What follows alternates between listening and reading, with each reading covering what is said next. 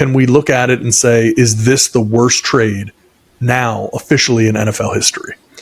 And it is, of course, many of you could have probably figured this out. Cleveland Browns quarterback Deshaun Watson. Is this the worst trade in NFL history? So here's what happened.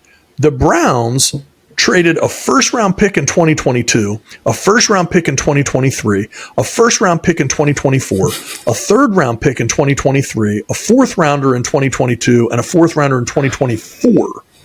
The Texans traded Deshaun Watson and a sixth-round pick. In 10 games with the Cleveland Browns, Deshaun Watson has passed for less than 2,000 yards. That means he's throwing for under 200 yards per game. He's completed less than 60% of his passes. He's thrown 11 touchdowns and 8 interceptions, and he has a quarterback rating of 82. He's averaging less than 195 yards per game in this type of football that we play now.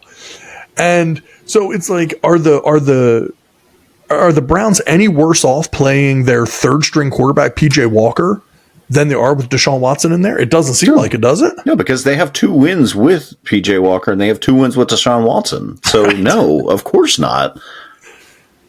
Can you imagine the Browns gave up 3 firsts, a third, and 2 fourths to bring this guy in and then sign him to a monstrous, fully guaranteed contract? Yeah, and again, Deshaun Watson hadn't even played the whole year.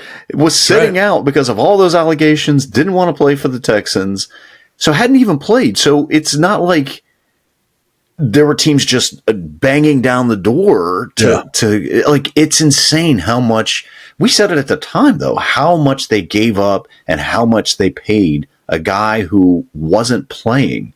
It's insane to me.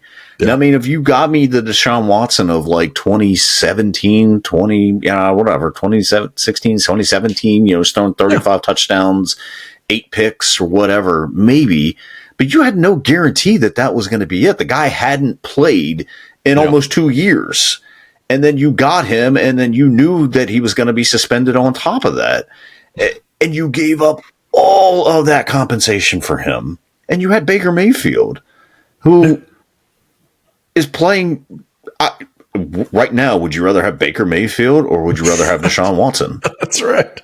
And that really should be all the conversation there needs to be. Right now, would Baker Mayfield make the Cleveland Browns any worse or any better? Because they're 4-2. So they're winning in spite of quarterback play.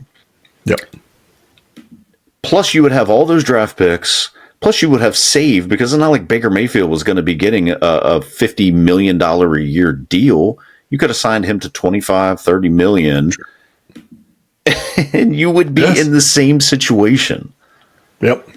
Because think about it. You turned around. You gave up 3 firsts and then the thirds and fourths that we talked about to sign the guy, and you signed him to a 5-year, $230 million contract with a $45 million signing bonus. All $230 million of it was guaranteed, and he has an average annual salary of $46 million. You did that, and you're getting a guy that isn't even playing like a top 15 quarterback in the NFL. No, right now he's not playing like a top 20 quarterback. I mean, he's legit. Maybe we'll put him 15th.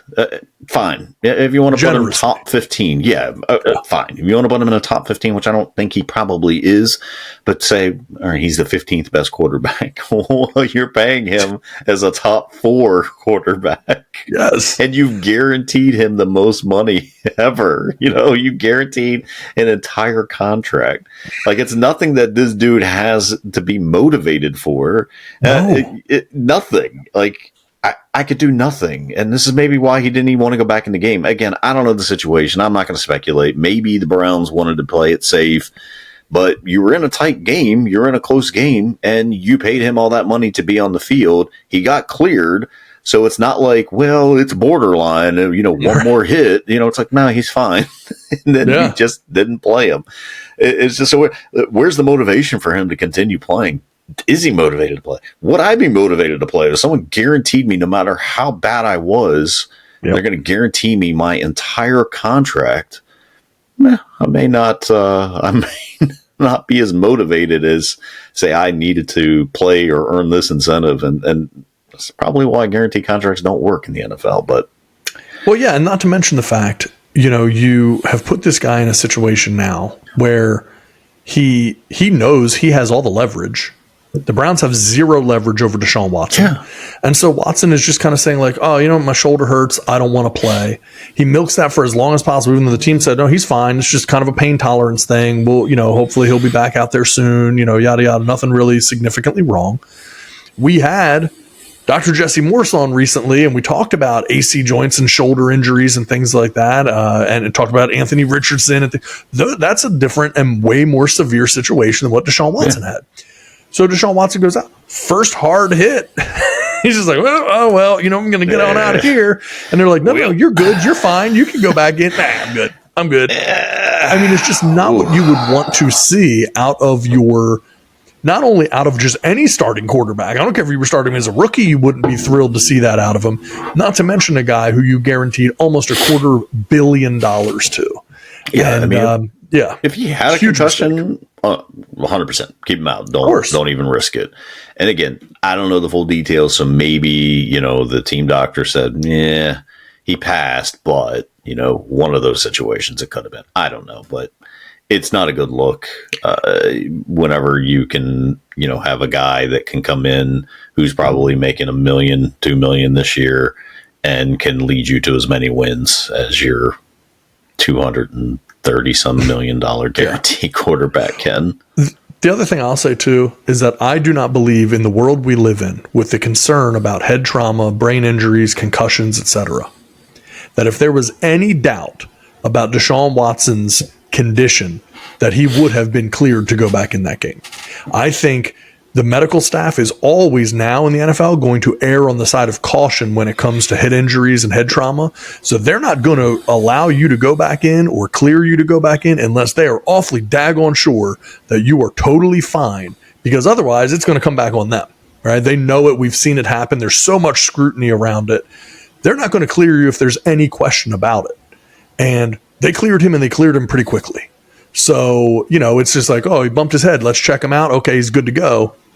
What happens when the guy doesn't want to go back in? Right. So, is what it is.